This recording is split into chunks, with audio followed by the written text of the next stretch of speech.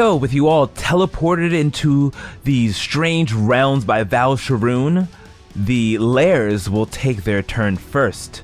So, starting in the fire realm with Cal, King, and Horatio. After you nimbly dodge the flames, you see Val'sharun's shadowy figure off a few feet away.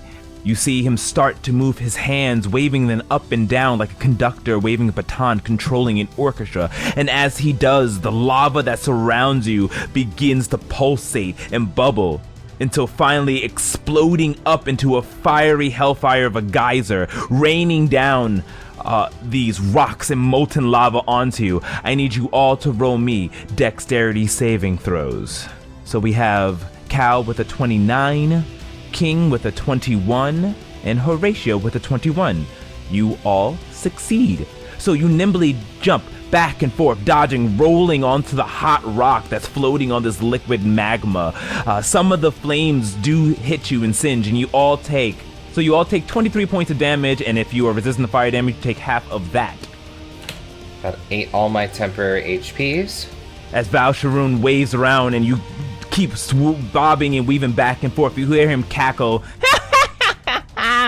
You meddlesome interlopers, welcome to my domain. And it is Val'sharun's turn. Alright, so Val'sharun will go, so he's gonna go ahead and raise Val'sharun raises his hand up. As he does, his left hand then goes down to a one finger pointing up, where you see this red ball, very tiny, but grows and keeps growing. Counter spell. Alright, go ahead and roll a... I'm going to... Actually, I'm doing it at an increased level, so I'm going to do it at the 5th level. So you go ahead and counterspell as his finger is going up, growing bigger and bigger. You release the counterspell using your reaction, and it fades away. And that gives me a second power surge point. Okay. Val'sharun, he looks around, seeing that his magic has been dissipated,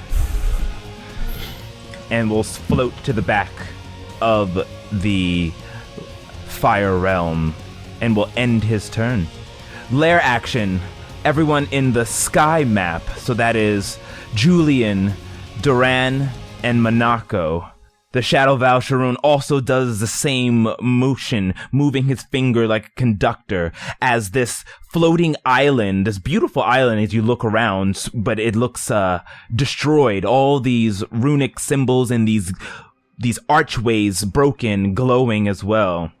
And as he does, you feel a jerking motion as the island is thrusted. The winds pick up, and you're just barely keeping onto it. I need you to roll me strength saving throws to see if you can stay on the island as it is floating, hurtling through space. And I will roll for Julian, the Mage Slayer. Okay, so we have Monaco with a 20, Duran with a 17, and Julian with a 16. So, Duran and Julian, you both fail. Monaco, you hold on tight, gripping on, using your tail and anything else you can to stay onto this island before you're thrusted off, as Val'sharun stands in the middle on top of an altar, floating there in a shadowy figure, laughing in the background. But with Duran and Julian, you are thrusted, pushed off of the island, are just free falling down further and further. As you start to look for, after a few moments, you see what looks to be another island floating there, before moments later you are crashed down onto it, appearing in the same spot you were before next to Monaco, but taking a massive amount of falling damage. You both take 53 points of bludgeoning damage as you are thrusted through the space, warped through. It's almost like you fell down and came up from the sky back down to your spot as you're just crashing. The bones in your body starting to break from the impact as Val'sharun laughs in the background. He will also get a turn against the rest of you.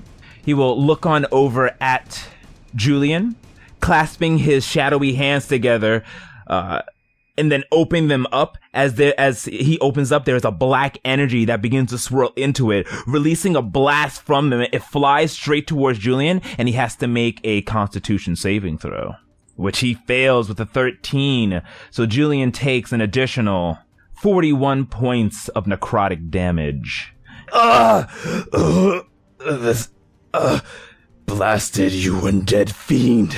I will destroy you. As he begins to slowly, as his body begins to move slower, and you can see the pain, just cuts and bruises, and it looks like his left arm is broken from the impact. That will end the Lair / Val'sharun's turn. Next up, in the sky map, Monako, what do you wish to do? Eugene, to me! She'll spend an action to summon her familiar to appear next to her. And then she quickly lays out, and she's still holding onto the ground. And as she gets herself up, she says, "Grab the potions from my pack and make sure everyone's okay. Give us as many as you can." All right. Eugene appears, and he's in the visible mode. He's not invisible? I mean, as his preference, she summons him. She calls to him. I imagine he prefers to be invisible, right? Yes, he does. Okay, so he appears before you, visible once again. Oh, invisible to you, invisible to everyone else, in his same type of suit. He goes ahead and starts to, does it say you have to roll initiative? Or does he get your initiative? He would have to roll initiative. And if I should fall, make sure to save one for me. She will hand over two potions of healing. One just regular potion of healing? She's a greater potion of healing and a regular potion of healing. Oh. And she's instructed. You gave him... She gave him... Go ahead. Yeah, she gave him both. Okay. And how do you want to use it? On you or on allies? She says if anyone drops, give it to them. Okay, if they drop. Yeah. All right. As you command, Eugene says as he grabs it from you and begins flying up, but he will move on his turn. Anything else? You have a bonus and a movement? She will simply stand up tall and move into a position aggressively, but she will not be using her bonus action this turn. Okay. All right. Up next, in the Fire Realm, is Cal. What do you wish to do? I begin running in front of the group to try to get some space between them and myself to kind of attract the attention away from them. I know King can't take too many of those hits with his heart the way it is right now. So I'll move away from them and I'll pull out I think I already had my revolvers out, but I'll raise one of my magic revolvers and first I'm going to cast Branding Smite, and my eyes kind of light up white as I invoke Kalemvor. Oh, Kalemvor, guide these bullets. And then I will use my magic revolver to fire a shot off at the Lich. Okay. That is quite the hit. 28. Roll that damage. And I will also use a 3rd level smite in the process. Alrighty. So... And he is undead, if that matters. Didn't you just do a smite? No, so I cast the spell Branding Smite, which gives an extra additional 2d8. Oh, and then you can also Divine Smite on top of that. Yeah. Oh, cool. Okay, cool. And he's also undead, so apply that extra Nice. stuff you get. Yeah. So that was the damage from the magic pistol and the smite, or the Branding Smite spell. Okay. And then 13 points of damage. the Divine Smite itself, upcast to 3rd level, as well as it being an undead. A lot of ones. Yeah, bunch of ones. I can't do anything about that. 12 more points of damage. Yeah, 12 more points of damage. And that's the first shot. So the second shot, I keep my aim steady and true, firing off another round from the pistol. All right, roll that attack. That's a unnatural 20. Oof, that's a hit. Roll damage. And I used my bonus action already, so that is all of my attacks. And my turn. All right, I'll go ahead and apply that damage. Guys, we need to get out of here. It's not my turn yet, so I can't speak. Speaking of free action. Speaking of reaction. All right, so Cows, you go ahead and take out your pistols. You charge it with the holy energy of Kalimvor, shooting over at Val'sharun the shadows. You strike him, you see part of the shadow dissipate where your holy energy is there, and it slowly begins to reform, though there's definitely a piece of it missing. He looks on over, and he does have a skeletal, decrepit face with his like that black crown onto it, and you can't really see emotions, but if you could pick up on anything, anger is coming from Val'sharun as he's focusing his eyes, his beady green eyes shining onto you. Up next is, on the sky map, Duran. After getting the wind knocked out of him from crashing to an island, Duran is going to resteady himself, look over at Julian, and knock on and point his blade at Val'sharun. Let us apply pressure to him. We outnumber him. Where is everyone else? Don't let him get away. And Duran is going to rush up on Val'sharun and then go to the opposite side of him, and then he's going to swing with Firethorn. Alrighty, roll that damage. Attack, I mean. Alright, 27 hits, roll that damage. Nice, 15 points of damage onto Val'sharun as your flames cut through his shadowy figure. You don't feel like you've made any contact with something tangible, but indeed you do see part of the shadow diminish onto Val'sharun as it slowly comes back and his gaze focuses on you. Continue your turn. His eyes narrow as Duran swings again, this time at Val'sharun's face. Oof, 29 hits, roll damage. 14 more points of damage onto Val'sharun as you continue your onslaught of slashes. And Duran will spend his bonus action attacking as well. Another hit, 27, roll that damage. 16 more points of damage, so you continue. So with slashing, attacking more and more, knocking away at the shadow that is this form of Val'sharun. Before you end your turn, Val'sharun is going to take a legendary action, and he is going to... He goes ahead after you go ahead and strike him with it. That shadow that you've been carving at dissipates off of his body, and then around him in a 20-foot radius is this mist that appears, and you begin to cough, and it begins to burn at you, Duran, as he casts Cloud Kill. As he's we can all see this from okay. As he begins to do that, Minako will attempt to counter it. She pulls out as she holds up her wand and shouts another word of power to stop the spell. Okay, go ahead and roll me your spellcasting modifier. I believe it, or is it? Yes, as a 5th level. I should add, as a 5th level spell. Oh, you're doing it as a 5th level. Yeah, she always casts at 5th level because she's a blow. Oh, that's right. Yeah. That's right. Mm-hmm. All right. DC 10, rolling a 23. 23. As the shadows, Duran, you begin to cough and feel the burning sensation of this smoke that's coming, of this poisonous smoke that's coming with Val'sharun. You all of a sudden, it gets sucked in and dissipates once again. Val'sharun shifting again, looking at Minako as she successfully counters the spell of the Cloud Kill. Get him, Duran. But Duran, still your turn. Well, no, that was the end of his turn. Oh, okay. All right.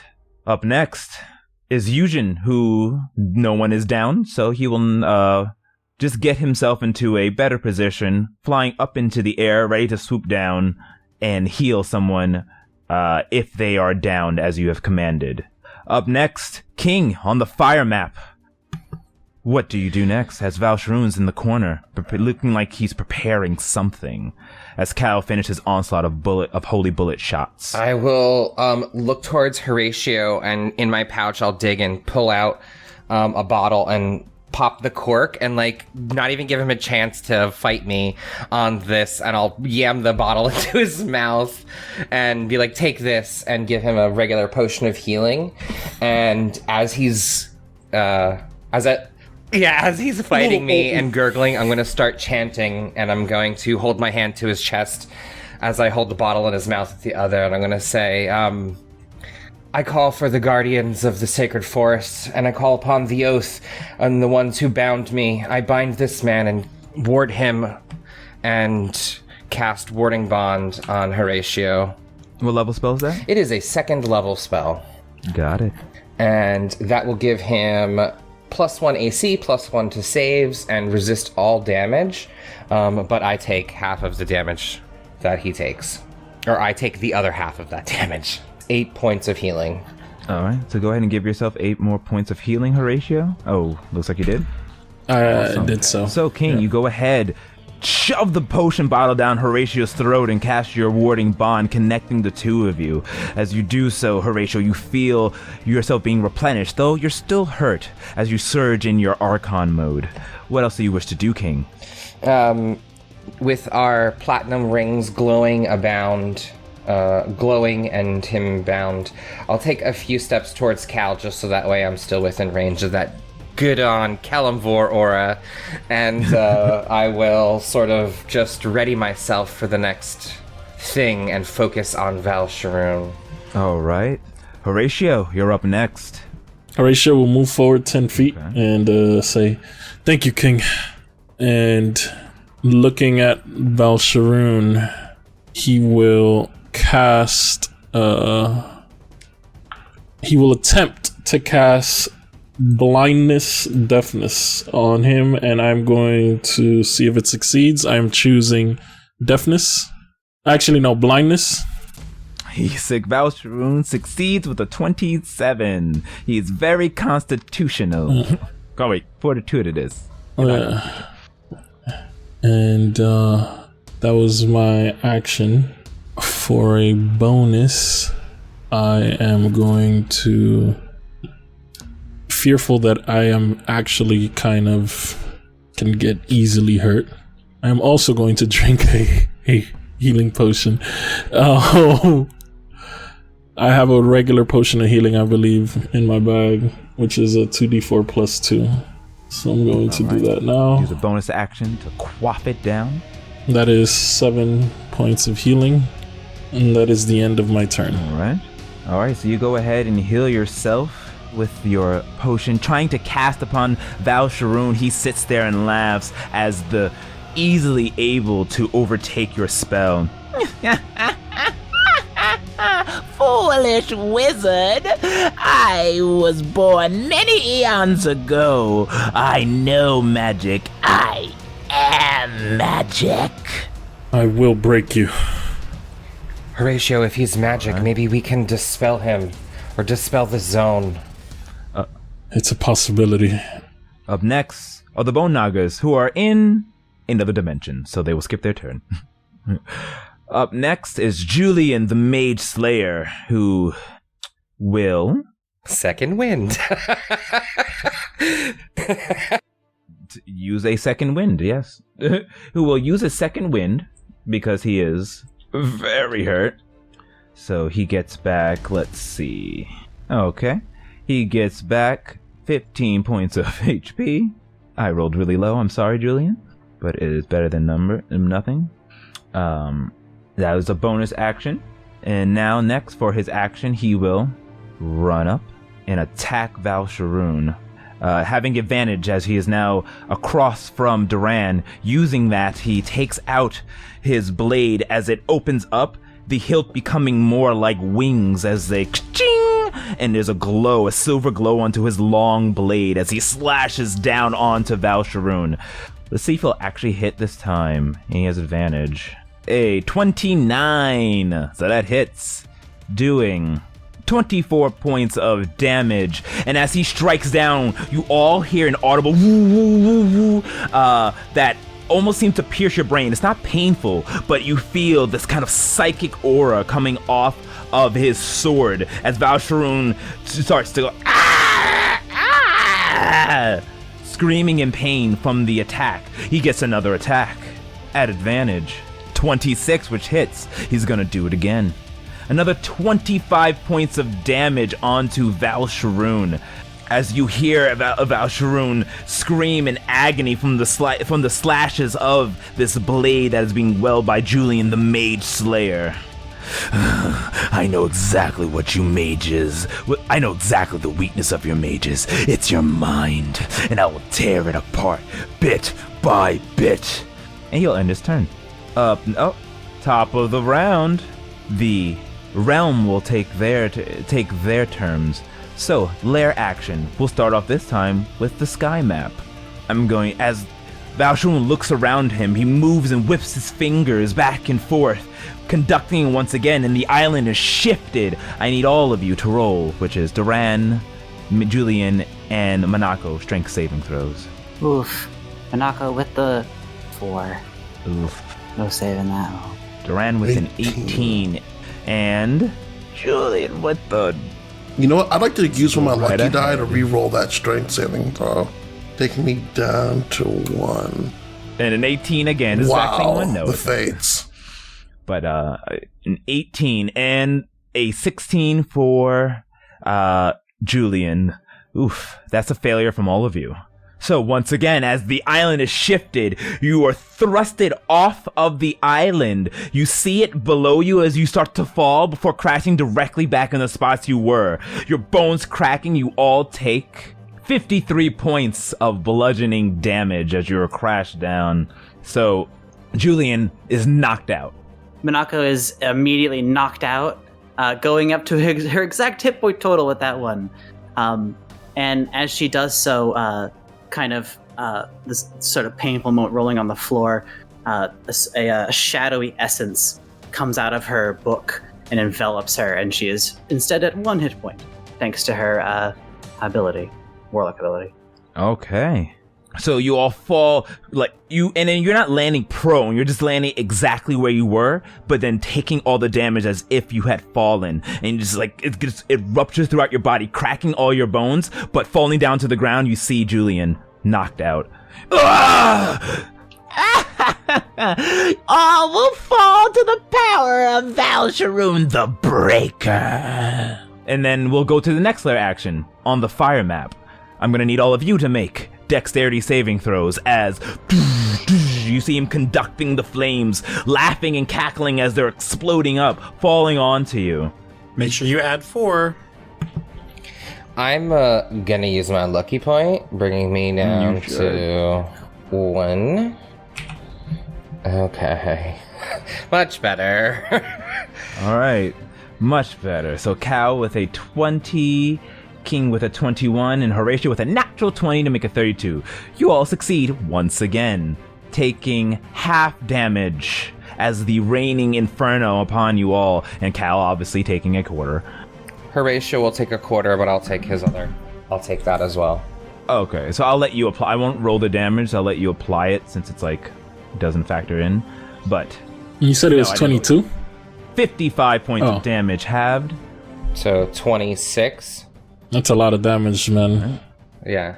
He's a healer. and a Alrighty tank. then. Got this. It is now Val'sharun the Broken's turn. So we'll start off with the sky map. Val'sharun will look on over at Duran, smiling and cackling. He will go ahead and... you're so close to him and he can't get away. So instead he will take the staff, and you see that he kind of whips out this snake staff, golden snake staff with glowing red eyes. And when he does, he takes the bottom of the staff and smashes it onto the altar that he's on, as a thunder wave crackles across. I need you to make a Constitution saving throw, Duran. Monaco, you were just out of the reach of it. Constitution, USA. 19. That just fails. Alright, so you take 2d8 thunder damage. And you are pushed 10 feet away from Val'sharun.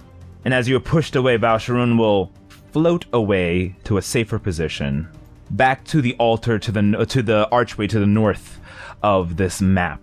So that was the Val'sharun on the sky map. On the fire map, Val'sharun over there will instead, let's see, Cal, he'll look on over to you. As a Wheeler of Holy Light, he does not like you in his domain, and will take out his hand and point and stick it out, pointing out towards Cal before releasing this red blast going directly towards him. Horatio's gonna counterspell again. All right, what level you counterspelling? I'm gonna do 4th level this time. All right, roll me that ability check, spell casting check, because that's not enough to counter this spell. Okay, let me just click the slot real quick. All right, and Does that succeed or fail? It's 10 plus. That fails. Okay, I would like to activate the reroll on my staff. Okay. And try again, please, please. There we go. Ooh, you lucky son of a bitch. And that gives me another point of power surge. Indeed it does. And as I do it, you're not gonna cast magic around me, Val'sharun. Val'sharun looks visibly upset, even with his skeletal face, as he is unable to cast his very powerful spell. And instead will scowl at you and end his turn. Scowl at Cal. Scowl at Cal. All right, Thanks, Horatio. back on the sky map. Monako, you're up. Monako will spit out some blood and then stare down Val'sharun from across the way before pausing for just a second and breaking out into dance. And she will begin her stone dancing technique. Stone dance vagary, diamonds ballet. And she will begin to, that. And as she begins to dance, spinning around as the shards of crystal, I hope, begin to grasp at Val'sharun, she will begin to fire out Eldritch Blasts. You will not stop us today. Your evil stops here. Okay, so as you go ahead and do your dance, the ground, the rock that you stand on, it's indeed rock and something that you can control, and it's tough at first for you to control it here, but you're able to grasp the earth, the ground, the stone, the crystals within it, and they all shoot up, grabbing onto Val'sharun, hitting the mist figure, and as it does, you notice it goes right through him, and it doesn't seem to be able to capture him, pierce the mist itself. Like, there's nothing for it to hold on to. So it comes up, it hits him, but unfortunately it doesn't seem to grab anything as he's in this weird incorporeal mist form. So, she will fire at the actual crystals with one of the blasts in an attempt to shatter it, to hopefully cause some damage there. So, throwing out those Eldritch Blasts now. All right. Go ahead and roll an attack. Oof, 15. 15. Well, since you aimed at your crystals and they're not hard, you go and fire at Val'sharun. Val'sharun dodges out the way, but instead you arc the one blast to hit the crystal. As it does, it strikes it, exploding it, causing many shards to go and pierce into Val'sharun, it's still doing damage nonetheless. So you do roll damage. That is 12 damage. 12 points of damage. Since it was the crystals that shattered, I'll say it will do half damage. So even though you missed him, it did strike with that extra one, since you were able to hit one of the crystals. Excellent. And another 2 blasts will attempt to hit him squarely, as he's out of position, with a 28. That hits. Roll damage. Another 13. Or rather 13. And one more for a 32. That is a hit. Roll that damage. An 11 points of damage. Okay. Those of you looking in the fire map see Val'sharun as he looks a little bit like, maybe you get a sense of fear or anger, you're not sure on his face, but more and more of his body is starting to dissipate. And now at this point, the world around you is starting to wobble and shake. Its stability is starting to let up. And you see him look around in anger. And then, of course, the Val'sharun in the sky map, the same thing happens. Anything else you wish to do in this turn? Don't let me fall, Udrin. That's it. All right. Up next, back onto the fire map is Cal. What do you wish to do? I see Val'sharun kind of freaking out a little bit and kind of, like you were saying, like phasing in and out a little bit. Mm-hmm. And I will nimbly run across these rocks, holstering my magic revolver and getting within 15 feet of Val'sharun at this point. And I just sling out the over-under shotgun with using my bonus action to really channel this another branding smite, and that uses up the spell slot, correct? Yes. Okay. So I will channel that through the shotgun as I unleash, squeezing both triggers at the same time. Alrighty then, go ahead and roll your attacks. It comes out in a 15-foot cone, which he's totally in. And I will use a crit point to reroll that, as it was as it was a 3. Slightly better, 7, and that hits with a 19. 19 hits. Go ahead and roll that damage. All right. 18 points of damage as you strike with the first bullet, and then first bullet hitting as it sprays out, blasting Val'sharun, as holes start to appear, and he looks more like a Swiss cheese as the domain starts to crackle. The rest of you are holding on, even those in the sky realm. You start to hold down a little bit as it starts to shake. The background begins to fade away. The lava begins to start to fade away, and the air in the sky realm begins to turn to nothing as everything starts to warp slowly but surely. Still your turn, Cal.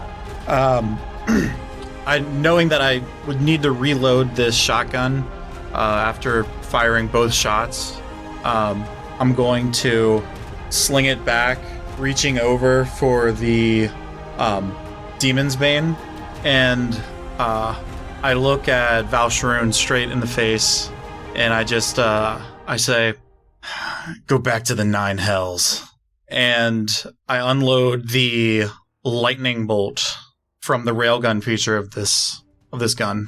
Okay. He succeeds. Does. Damn. So... But still takes half damage. Yeah. Okay. So, as you go out and whip out your railgun, as it fires this blast of lightning, Val'sharun tries to jump out the way. First, he sticks up the hand to see if he can counter it. Unable to, he tries to jump out the way fast enough, but it strikes him, and all of a sudden, he dissipates, turning into nothing. All of you are warped out of your individual realms, back landing square into the middle of the room that you were in before. That's currently engulfed in flames from King's earthen spell that made it all rough terrain, as well as the flames from that you all shot off. You appear all together. Horatio's flames didn't do this, for the record. So give me one moment to Oh no. I'll remove get you all to come back. Because I put, I grew the It's thick canon that bramble. Monaco's fire is hotter than usual. So you're all gonna appear right in the fire because it's basically pretty much taking up the entire area. Julian, who failed a death save, by the way, because he took damage from the thunder wave because he automatically failed. So I should mention that. Oh, Julian. So sorry. Okay, well, I'm almost done. It's a bit fucky. You can go ahead and close those maps. As everything dissipates and turn back, you appear back into the dungeon, the Bone Naga screaming in pain as the flames are erupting. You all land into the flames. So when you end your turn, you'll take some fire damage. But nevertheless, as the roaring torrent of flames surrounds you, Val'sharun appears opposite to you up the staircase where he was before, looking back to his normal full corporeal self with his golden snake staff and his crown of thorns on, very upset. You have destroyed my domain. Then I will destroy you. Continue your turn, Cal. It's not if I don't destroy you first. I'll use the rest of my movement, which I believe should be 20 feet, to get to the base of the steps. And I look up to where he is, pulling out my magic revolver once again, and with that action surge, I'm going to launch an assault.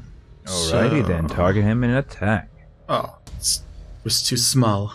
That is a natural 20 for a 33. And I'm going to definitely use a second level smite with that. Alrighty. So that also gets doubled. I don't know if it'll automatically do it. It should. So First, let's do this damage.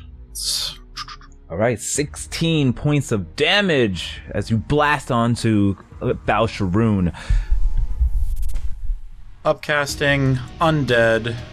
Oh, goodness. That's the difference. That's the difference, ladies and gentlemen. 37. As you go ahead and blast him with this holy energy of Kelemvor, Val'sharun screams in pain. And Cal, because... Roll me a perception check, Cal. Perception.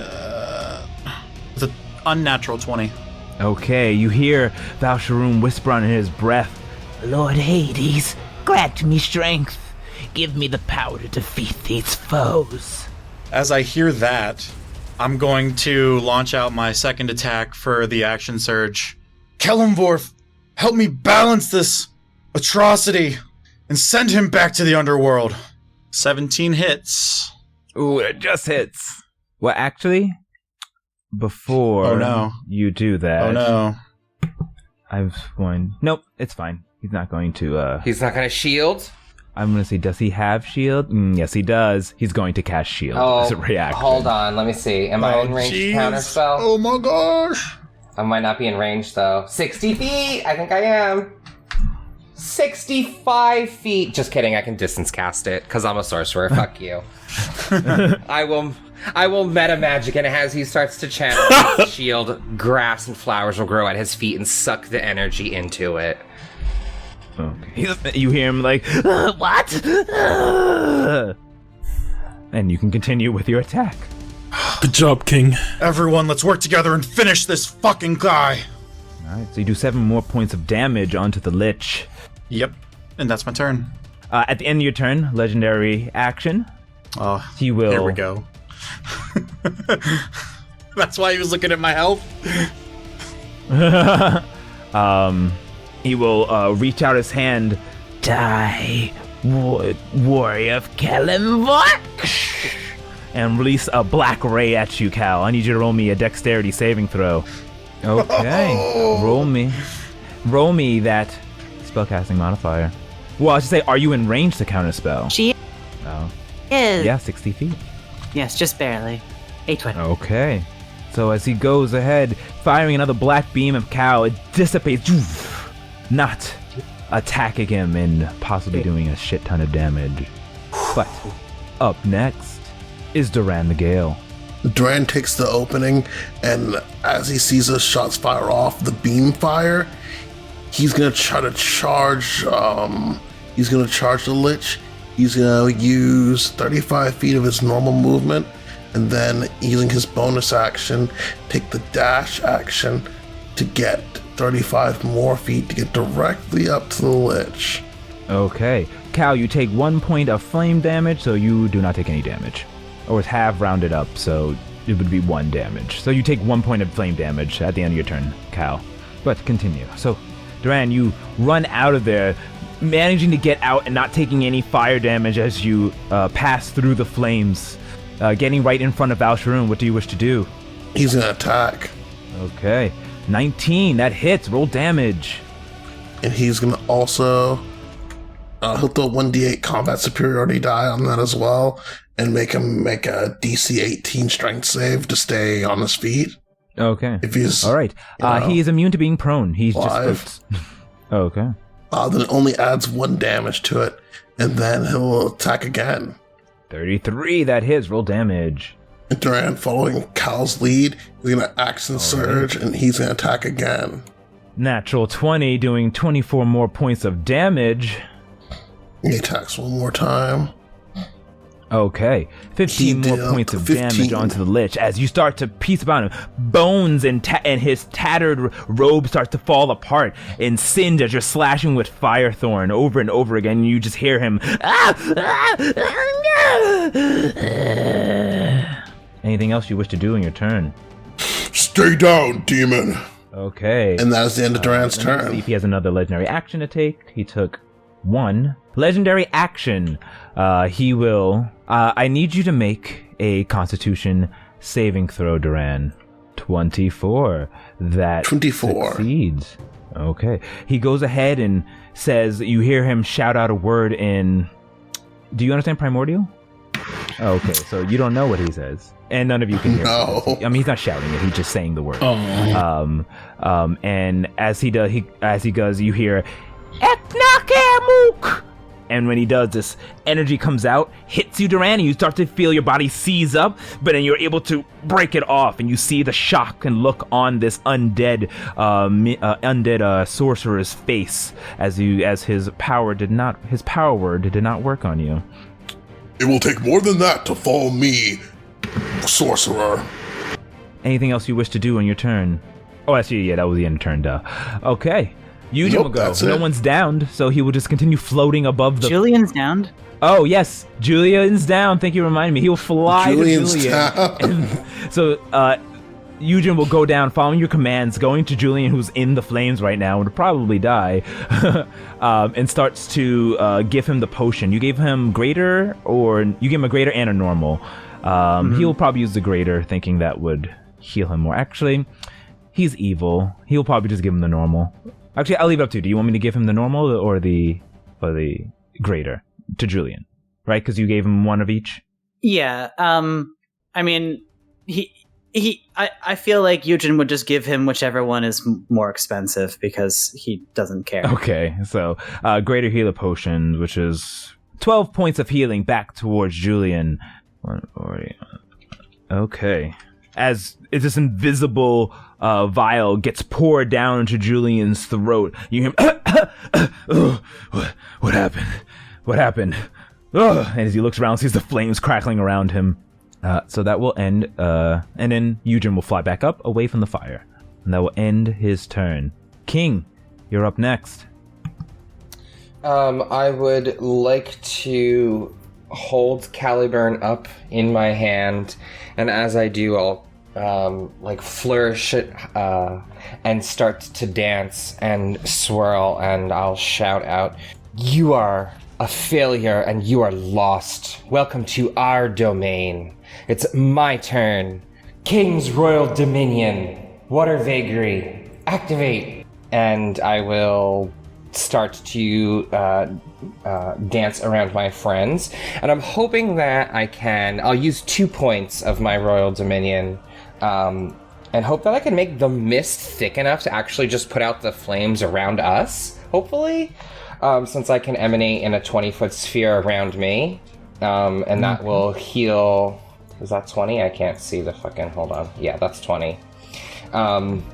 I will start to... this healing mist will sort of coalesce around my allies and provide a soothing balm on their skin. And I'll hold Caliburn up, and through this mist, a bright green light will start to emanate and wash out and illuminate as I cast Mass Cure Wounds, and I call forth the healing of Myliki, and I will target 5 people, and I'll target the 5 of us that are within range. So Julian, Horatio, Minako, Cal, and myself, and I will cast that.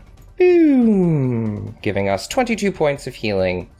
We also get 2d4 from my Royal Dominion, so that's another 7.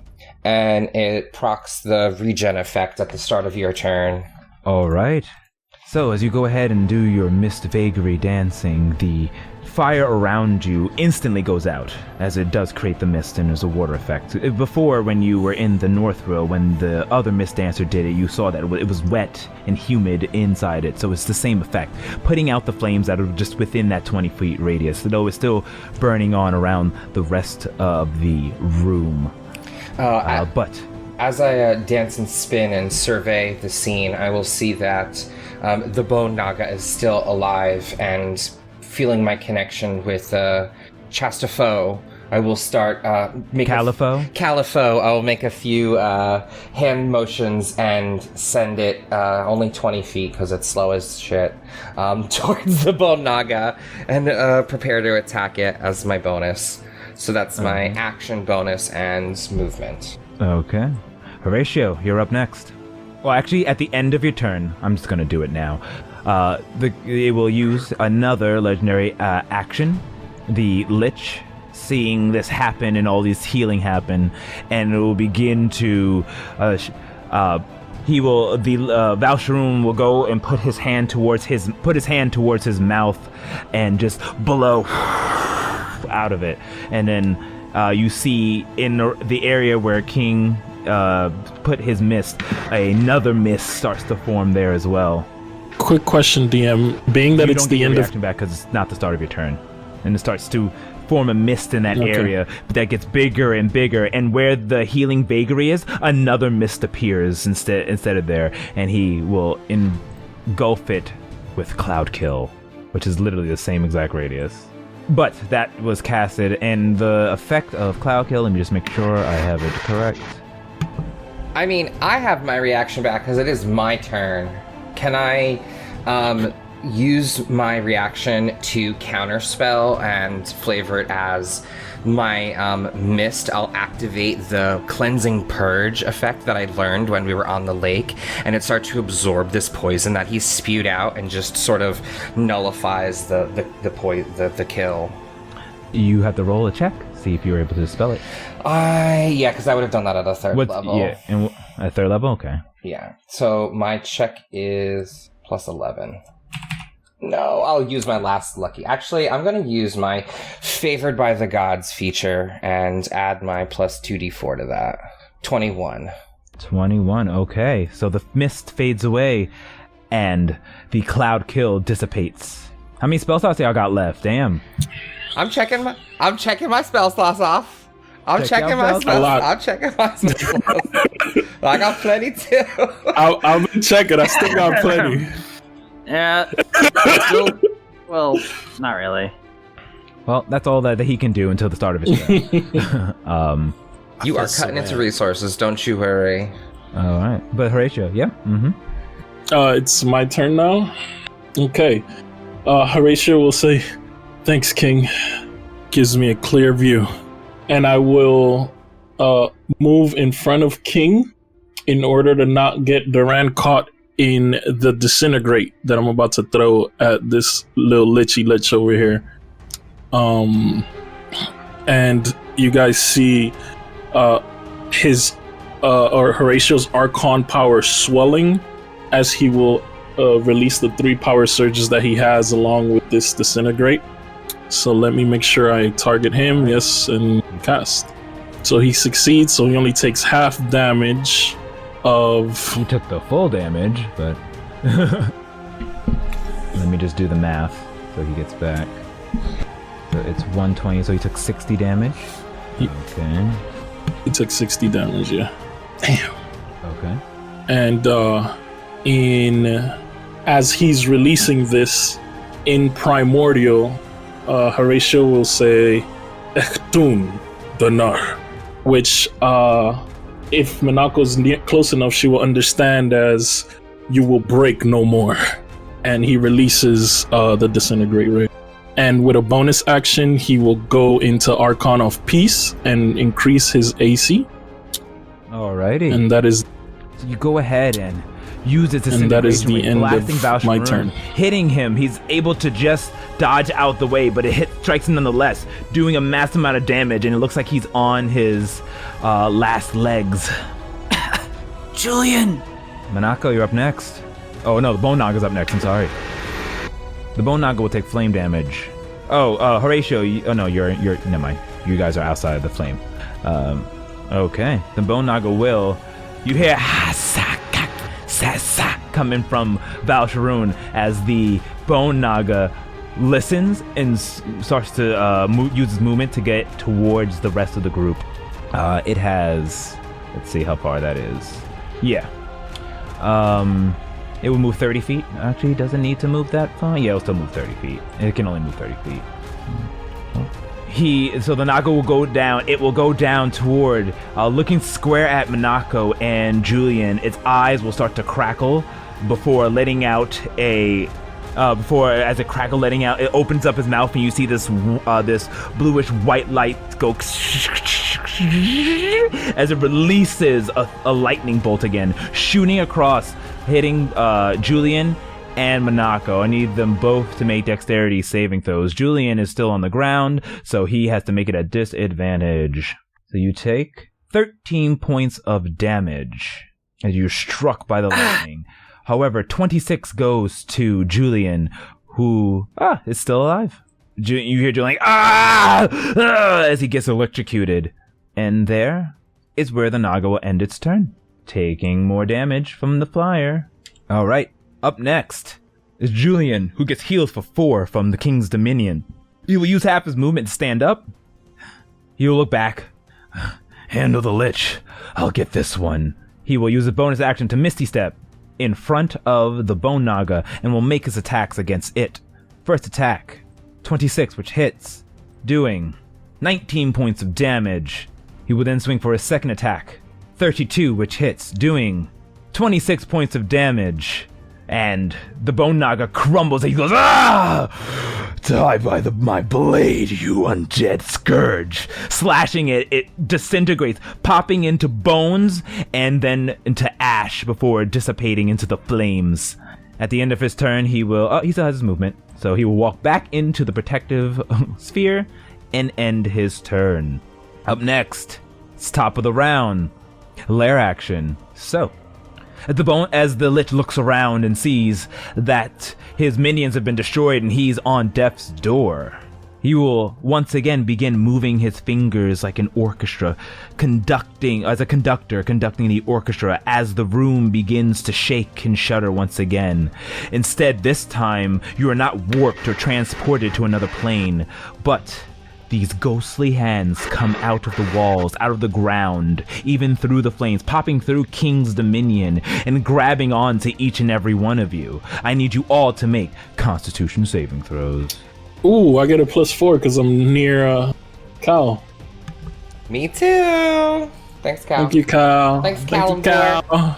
Thanks, Them Callum. calories. You're welcome. But I'm pretty constitutional. I am so- going to use my Il Rabu bonus to add a D8 to my roll. All right. And I'm going to use Dark One's own luck to call upon the aid of the Burning Hand and add a D10 to my roll. Okay, so then we will sound off. So Cal, final number. A 17. 17, that is a failure. Monako, final number. An 8. 8, that's a failure. Duran, final number. It is a 23. That's a success. Horatio, final number. That is a 20. That's a success. King, final number. 24. That is a success. So, Cal, Monako, everyone, as these ghostly hands come up out of the ground and wrap their tendrils around your legs, you begin to feel your energy being sucked out. And then, in the same fashion, this black energy is starting to come and go into Val'sharun, and you hear him go, yes, yes, yes. But the rest of you who succeed are able to stave it off, your energy not being sucked in, but Cal, Monako, you are drained of, let's see, how much is that? You're drained of 30 of your hit points, and 60 goes back to Val'sharun. Oh boy. But I do not have 30 points to give. Ooh, if you don't have 30 to begin, then you don't get all of it. How much do you have to give? 17. 17? Okay. So, Monako, you are sucked up, drawn all of your energy as you are passed out onto the ground inside King's Dominion, which on your next turn you'll get healing. In King's Dominion. Like this. Healing so regens, it's- you have to be at 1 HP to regen. I think that's yes, what you the were rules right. state. You were 100% right. Okay. So you were knocked unconscious. Everything fades to black, Monako, as you fall to the ground. So that's 30 plus 17 is 47 hit points back to Val'sharun. 40. I just need to do the math. All right, there he is. He's still really hurt, though. It's more of his body starts to regenerate, but he's really hurt. I will say you guys can notice that he is. He was on death's door, but now he's healed and is back to getting to death's door. But Monako, you fall unconscious and you feel weakened, Cal, as your energy is sucked up. Good job, everyone else passing. So that is the action of this. So now it is Val'sharun's turn. Duran, you're right in front of him. He does not want you to be that close. So instead, he is going to get back all of his legendary actions. And this time, once again, take his staff and slam it onto the ground. I need you to make another Constitution saving throw as he tries another Thunder Wave to push you away. 29 on natural 20 succeeds. Okay, so you take half damage, but you are not pushed back. Target you, and there it is. All right, there you go. Taking 4 points of damage. He will... It's dangerous being here. He's gonna front. You get opportunity attack. He's gonna fly away. It's at 50, 20, 25, 30, 35, 40. To the back of the room. You get an opportunity attack around now. Okie dokie, I'm just moving my map to accommodate. 15 misses. Okay. I'm gonna use my last lucky point to re-roll that. Go ahead and 28 hits. Roll that damage. Ooh. 12 points of damage to the Lich as he flies away. 5, let's see, he was here. 5, 10, 15, 20, 25, 30. No, he gets more. He gets to go way into the back room. He's gonna, when he hits, he's gonna also deal 1d8 additional damage with the combat superiority die. And he's going to allow one person to move up to half their movement without provoking attacks of opportunity. He's going to look and point at Cal and give him half his movement for free right now. The Lich go? He ran into the other room. I'm going to actually reveal it so Duran you'll be able to see. Yeah, I'll reveal the entirety of the room. It's fine. That's about all you can see from where you are anyway. Okay. Duran, roll me a quick perception check. 27. 27. Oh, right. Nice. You see that he's running towards what looks like to be some type of large circular altar with statues of many different people on there. You're not sure who the people are. You'll have to actually investigate it and use an action to figure that out. But you see that he's flying to this, hands out, trying to use as much speed to get towards this altar with these many different statues on it. But nevertheless, it's still... Do I have to use that movement right now?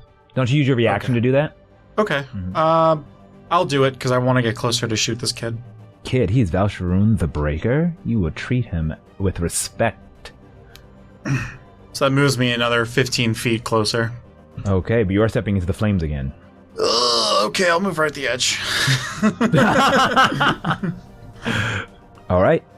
Duran, it's still your turn. Oh, no, it was his turn. He ran away. Okay, and that will end his turn as he runs away. Monako, roll me a death saving throw.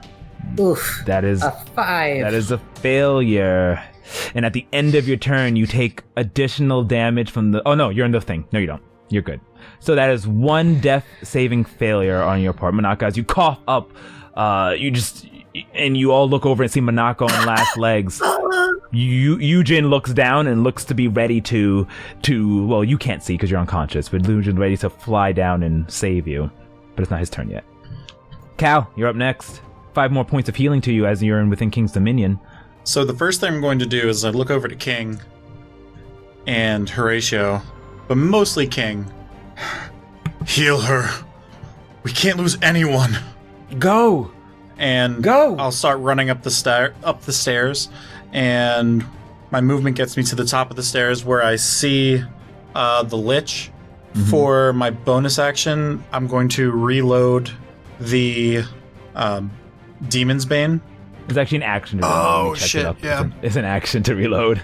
Okay, I see. We were cheating for a while. It was an action. Then I'm just going to continue firing my magical revolver.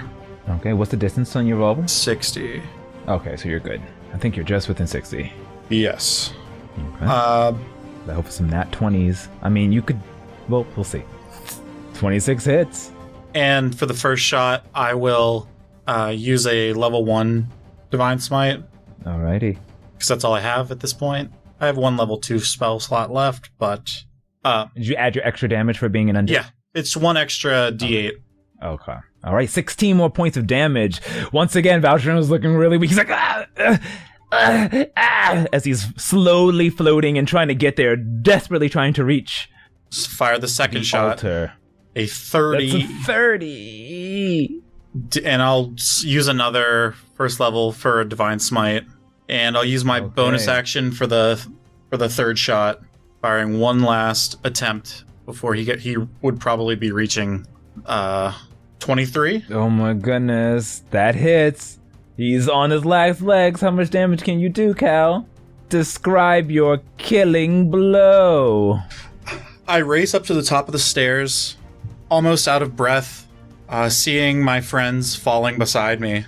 And I like I mentioned before, I close my eyes and I reach out to Kelemvor to guide these shots, each one laying into this lich with divine energy radiating from the barrel of this gun as the divine smites just rip this lich apart, finally with one last shot flying into the back of the skull of this lich, the light leaving its eyes as the bullet exits the front of the skull. So Cal, as you run up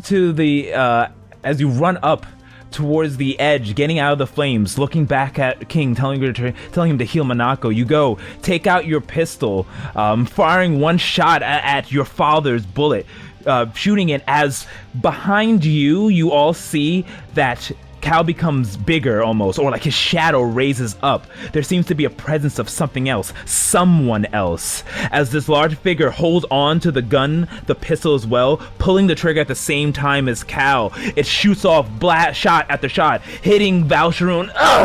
Then another shot, hitting him again. As the last shot goes to... Time seems to slow down as it spirals. Going, Val'sharun trying to reach the altar, his arms stretched out to touch one of the statues as the bullet hits his head and a white light shines. As Val'sharun, you hear it go, "Oh, no!" And this turns into dust as nothing.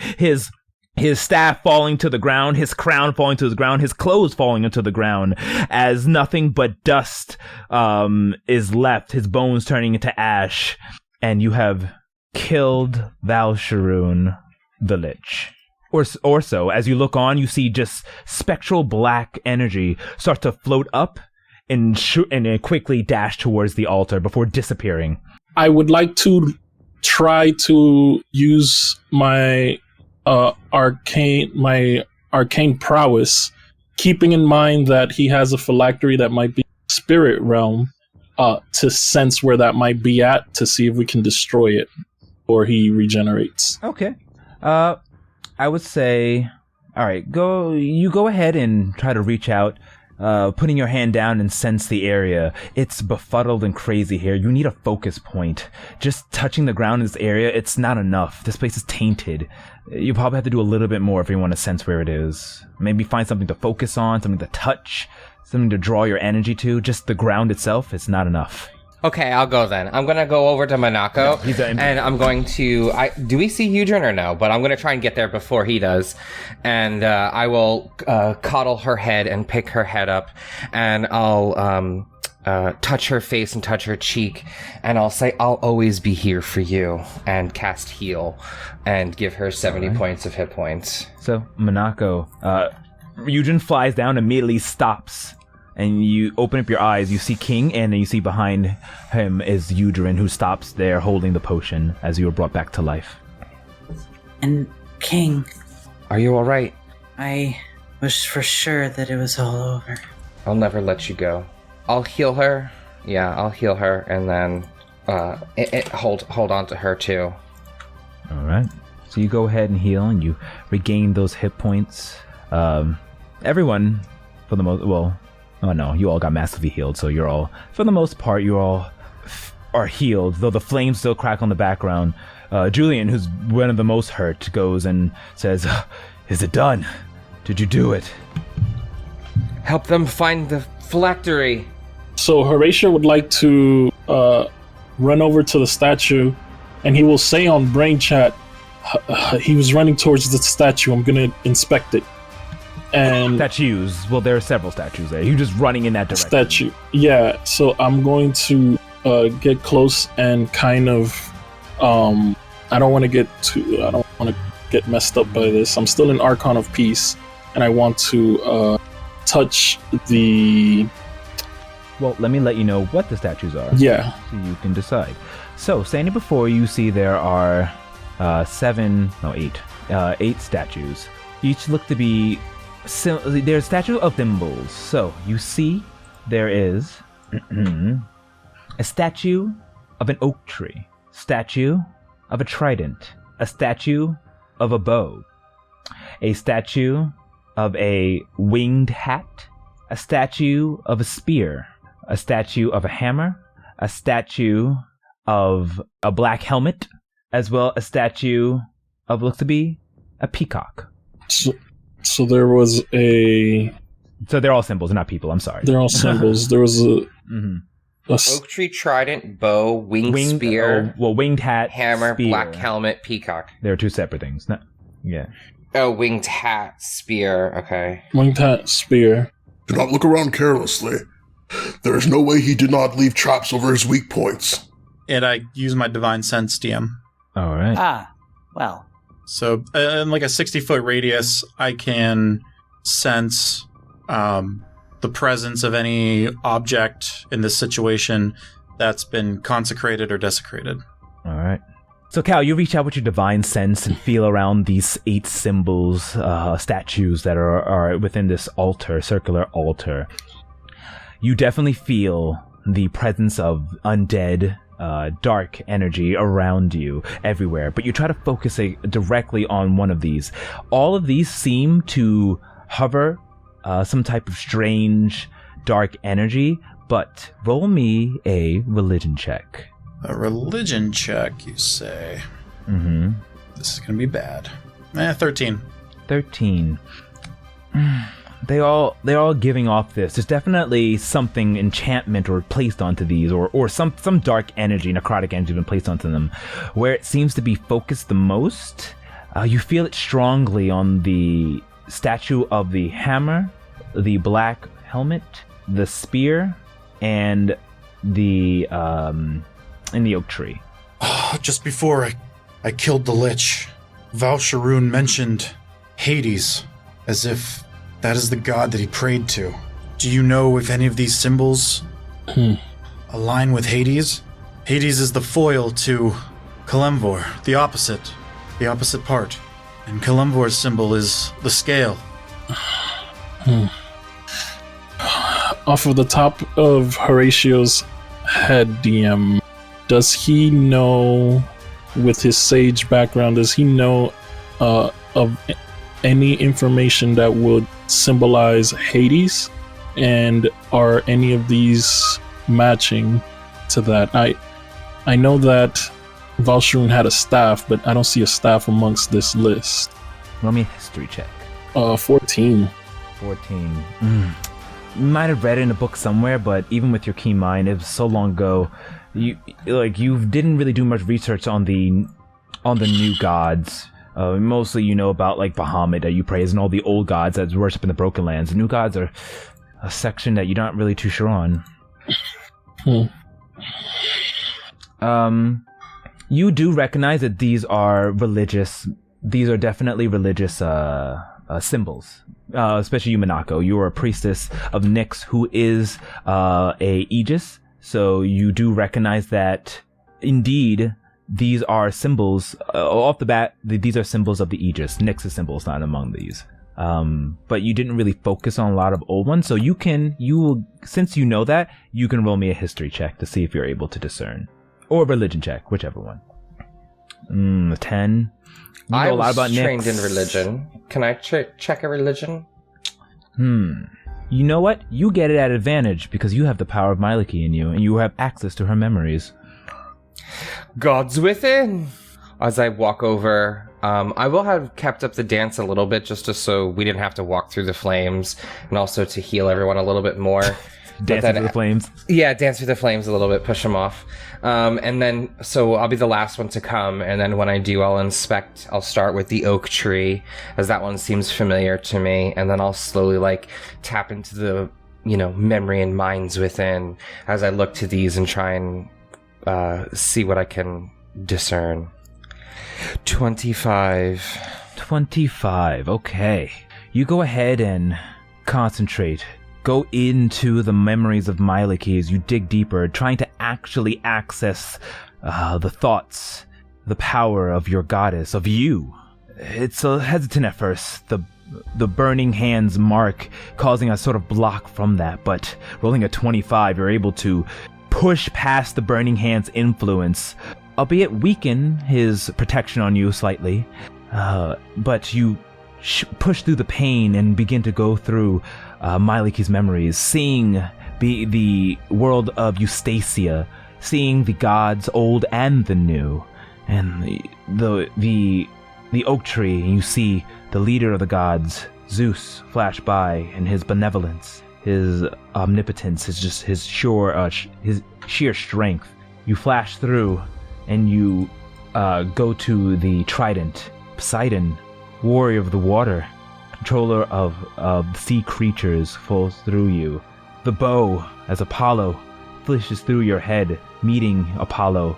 The winged hat, as kind Hermes flies past you, as you smile up at him. The spear, as the war-heavy Ares stomps by with his armor clad on. The hammer, as the kind but jolly large Hephaestus starts to create new weapons for the rest of the gods in Eustacia.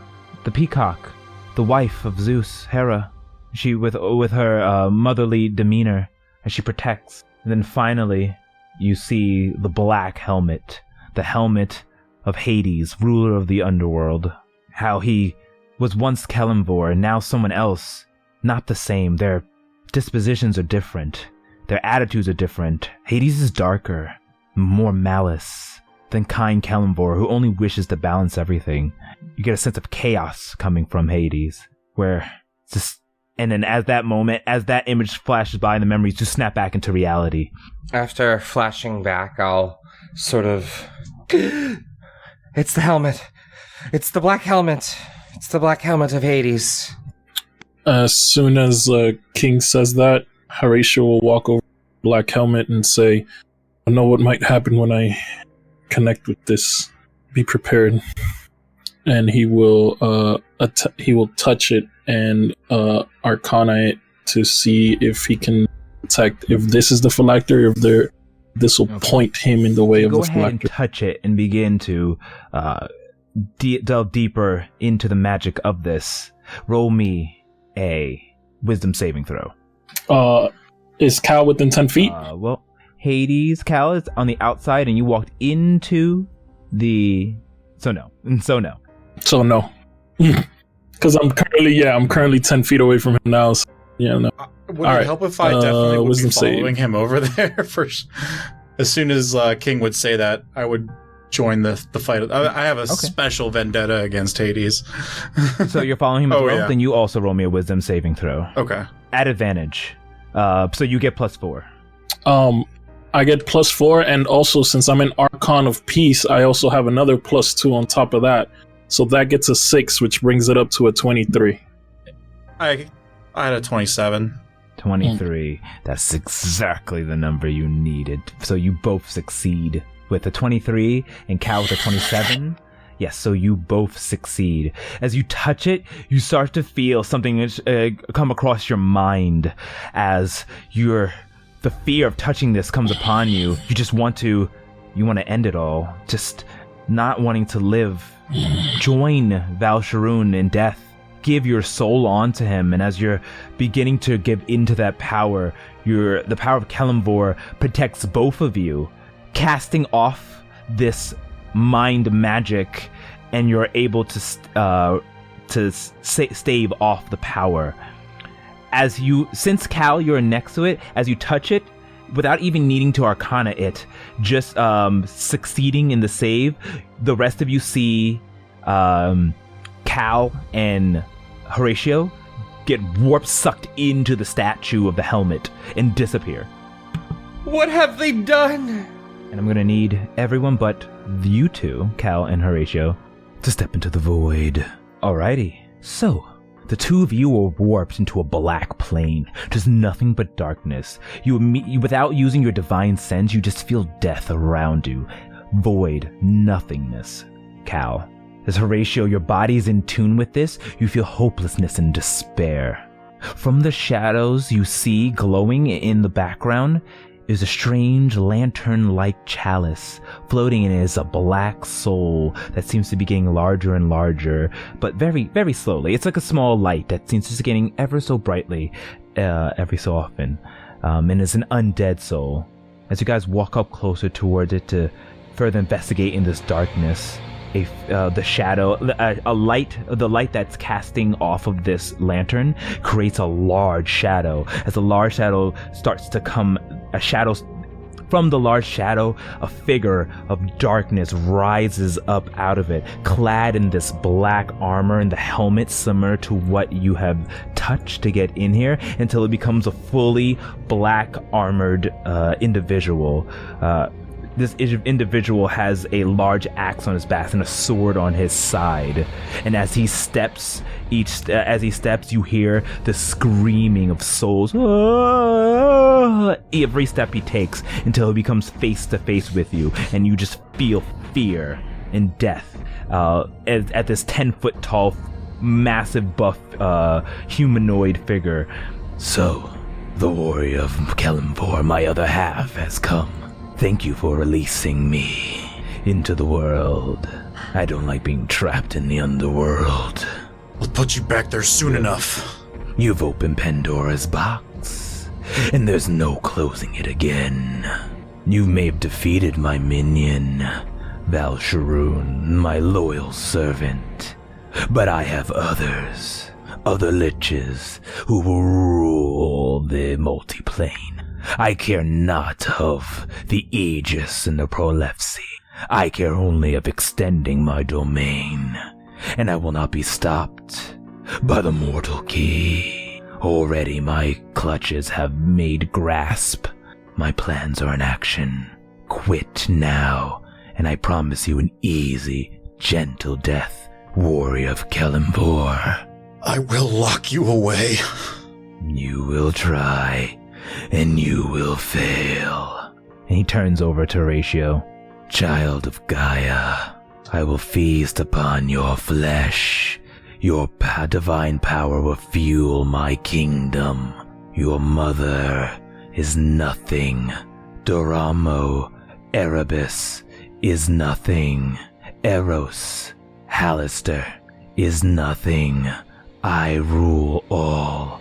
I will rule all. Enjoy your victory while you can. And the figure gets... Oh, go ahead. No. I was gonna say, while Horatio's shooting daggers at him, he also kind of tries to look past him and look at what I would surmise is the phylactery. Mm-hmm. It's there, glowing. The lich. In his dark, necrotic glow.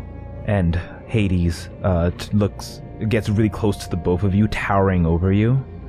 Grabbing his armored hand, he places it down. You jump back instinctively as he slams it onto the ground itself. When you hear as souls wrap out, they spin around you, lifting you up into the air before the domain that you're all in begins to shatter and crack. And you both are thrusted out, landing head over heels into the circle, with the phylactery landing down right in the middle as well, still glowing, and the rest of you. And all you just hear is the cackle of Hades ringing in your ear. And I'm gonna need everyone else to come back to the void. The rest of you just see them tumble head over heels out after there's a huge and this necrotic energy just pushes against all of you. You all are pushed back. You're not fall prone, but the two of them are, and all you hear is echoing throughout the chamber as the phylactery lands down onto the ground next to Horatio and Cal. What's his name? Julian runs on over towards you. What was that? I've never felt such a dark force before. It was death incarnate. The Aegis, Hades. He's Yes. this lich? Yes. Why? Just a servant. Did you destroy him? No, We're this good? lich was his minion. When we destroy this phylactery, he'll be destroyed for good. What It does seems that our mean? problems are getting bigger. Let's destroy this phylactery first. I read up on destruction of phylactery.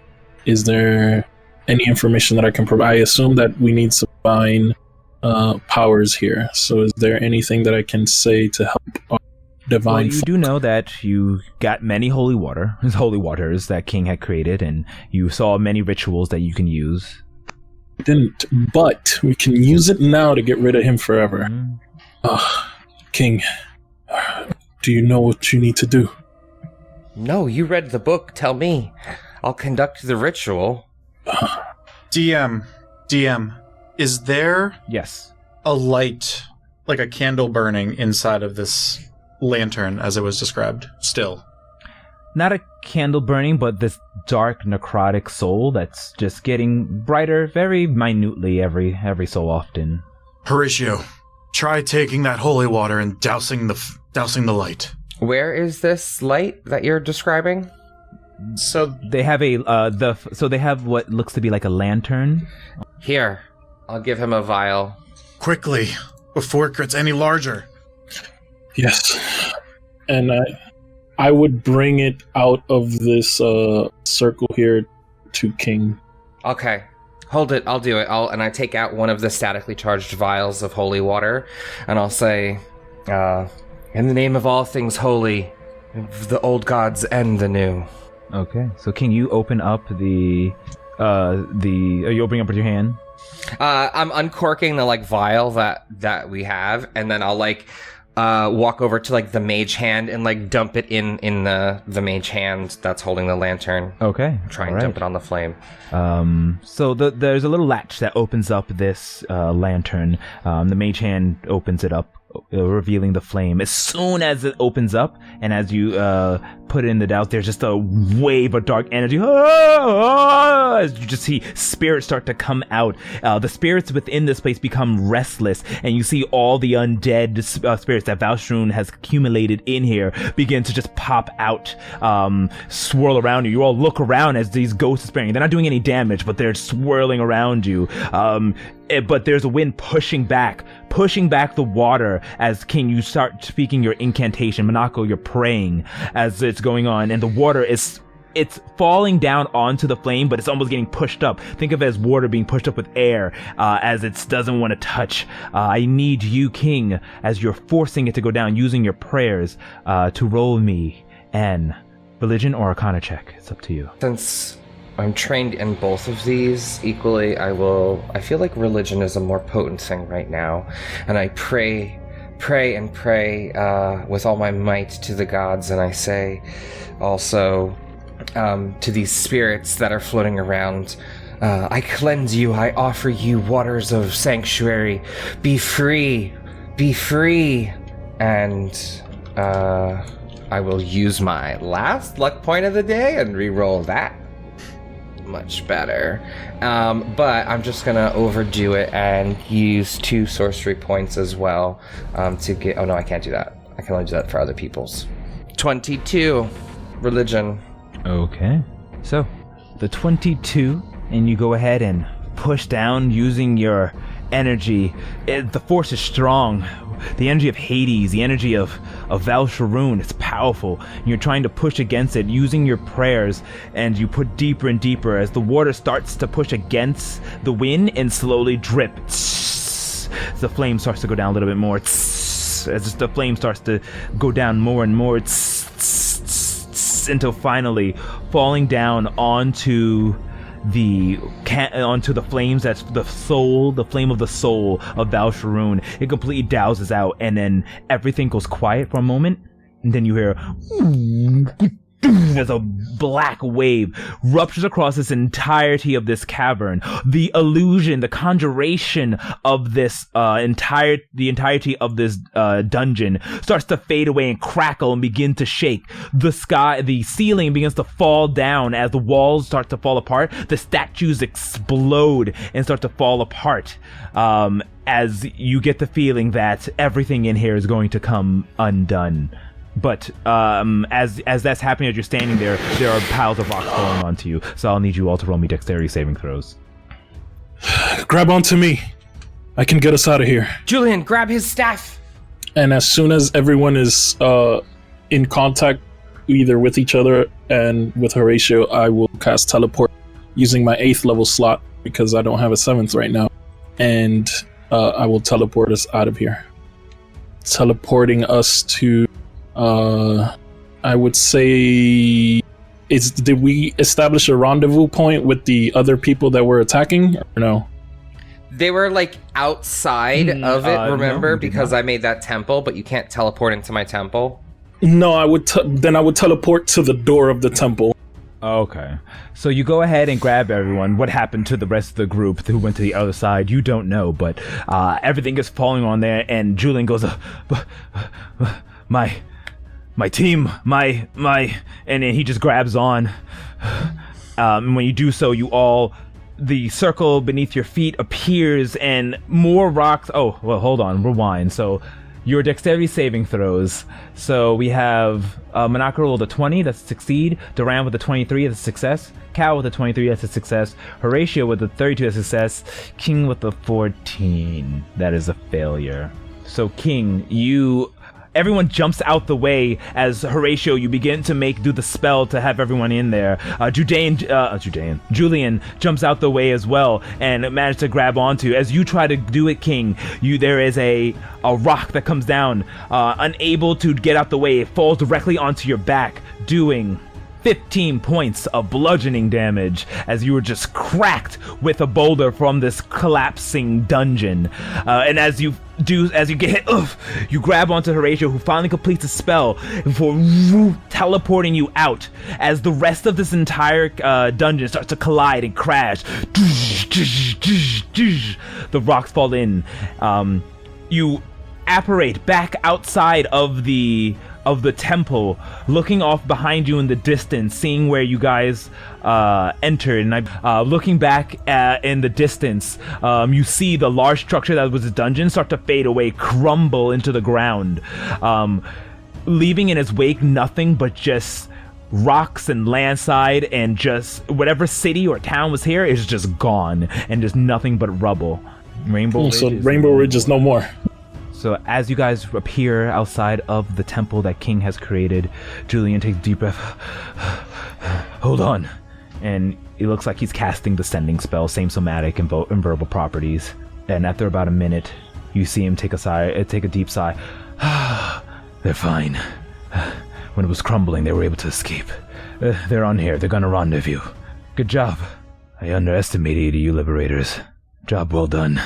Were you guys able to grab any of Val'sharun's items? Yes, I was able to grab these.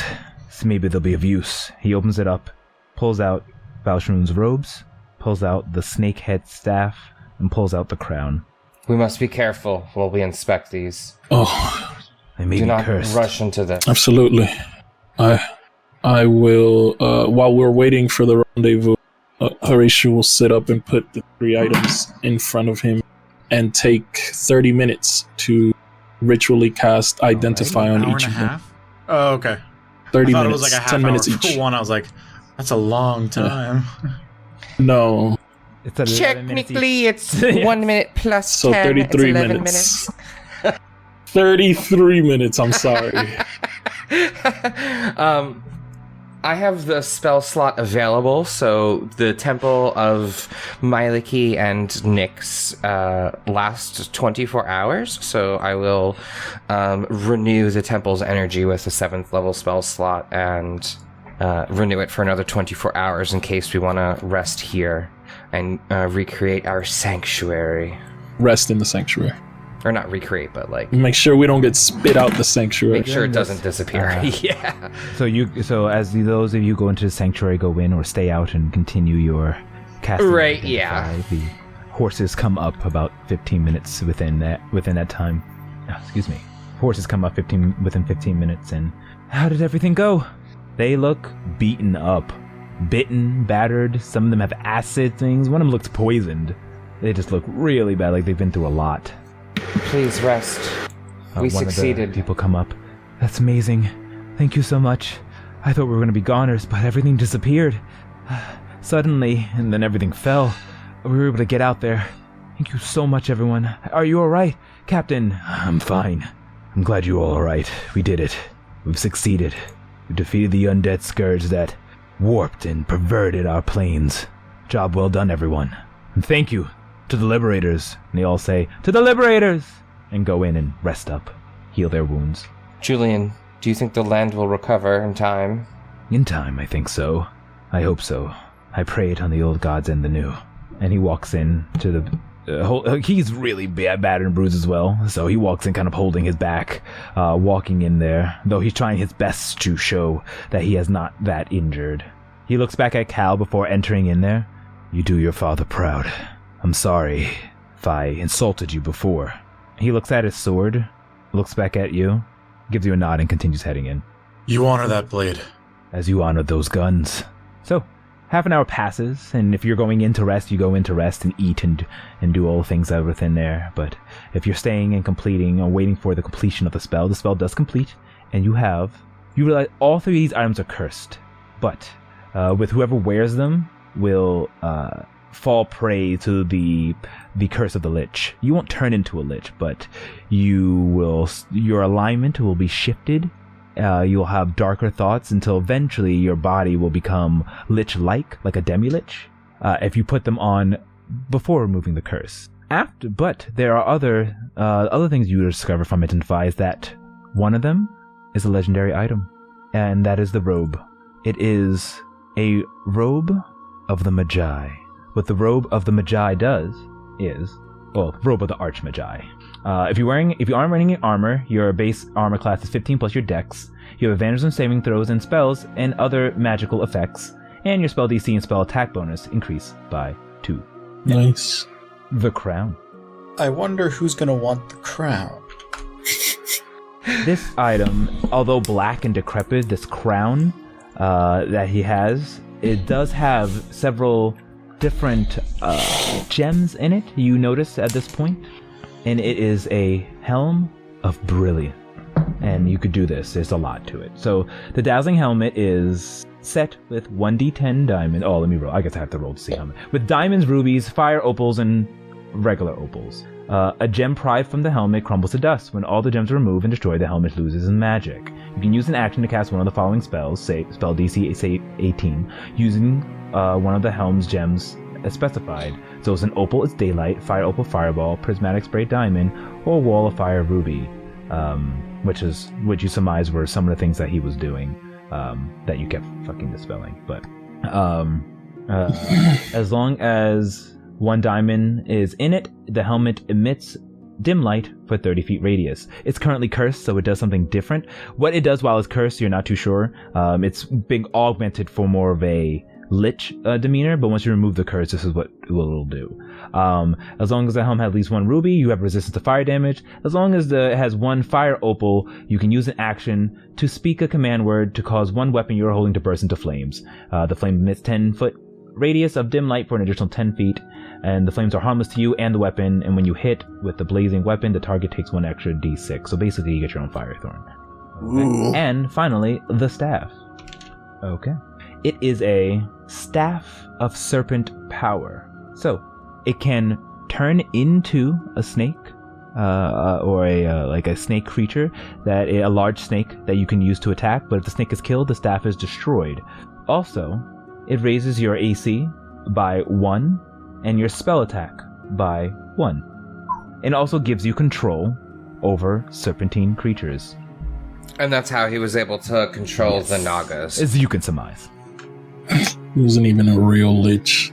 Fucking snakes. He had a staff. Alright. But those are the items that you got from the... So, once he gathers all this information, he grabs all 3 items.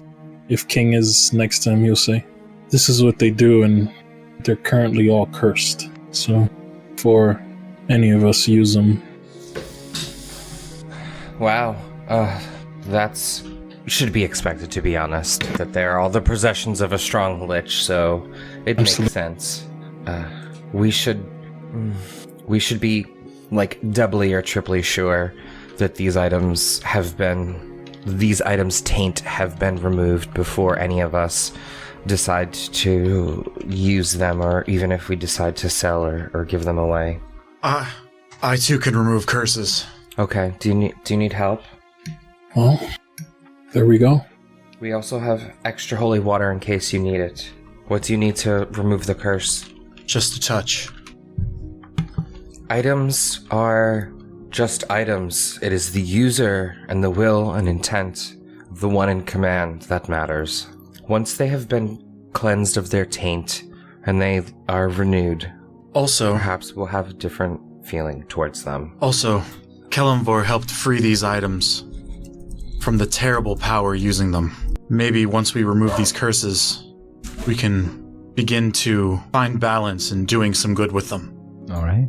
So as you all go back into the room, to the hut to rest, the hut. As you all go back into the temple that King created, you see everyone else tending to their wounds and resting.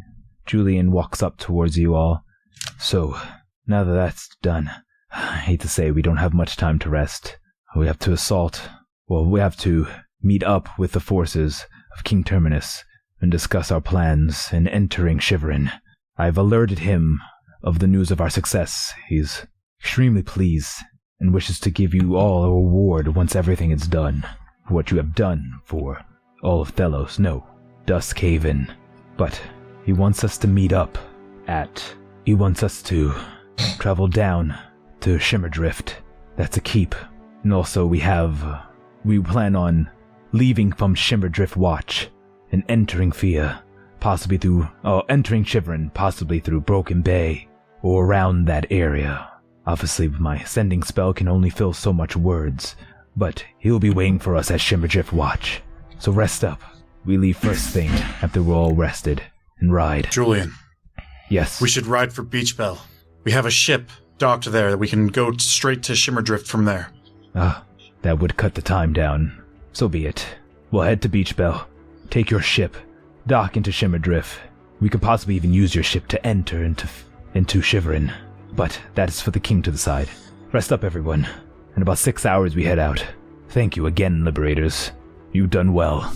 And he goes and retires into his sleeping quarters that he was at the night before. So as you all rest up, spending a few hours to clean yourselves and get ready before you head off, time passes by, and Julian about since it's how many hours? Julian would probably want to get out there in 4 hours, giving you enough hours to rest up at least and repair and take account of everything that happened. So say 4 hours pass.